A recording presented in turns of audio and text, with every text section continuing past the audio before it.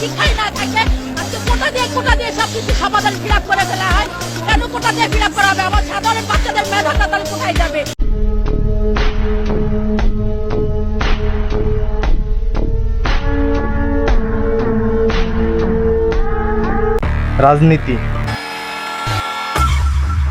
রাজনীতি আমি করি না, আর এই ঘৃণিত ব্যক্তিত্বের পরিচয় আমি দিই না। যে স্বাধীন দেশে নিজ মতামত প্রকাশে এত কিছু, ওই স্বাধীনতা ও দেশের শাসক আমরা চাই না। মত প্রকাশ যদি 1971 সালে আবার পুনর্জীবিত করে, কিসের স্বাধীন বাংলা এটা? জেনে কারো ইচ্ছা প্রকাশ করা যাবে না। কিসের দেশ শাসন এইটা? জেনে রক্ত ছাড়া গদি বাঁচানো যায় না।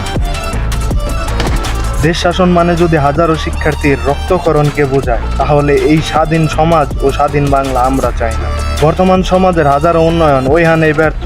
গদি বাঁচানোর জন্য হাজারো যুব সমাজ প্রাণ হারায়। তবে কিসের ভিত্তিতে দেশের শাসক দাবি করে? জেনে জনগণই প্রাণ খুইলা বাঁচতে পারে না, নিজ ভাষায় কিছু বলতে পারে না। কি কারণে তারা প্রকৃত নেতা হিসাবে দাবি করে? জেনে এত রক্তক্ষরণের তারা তোয়াক্কা করে না।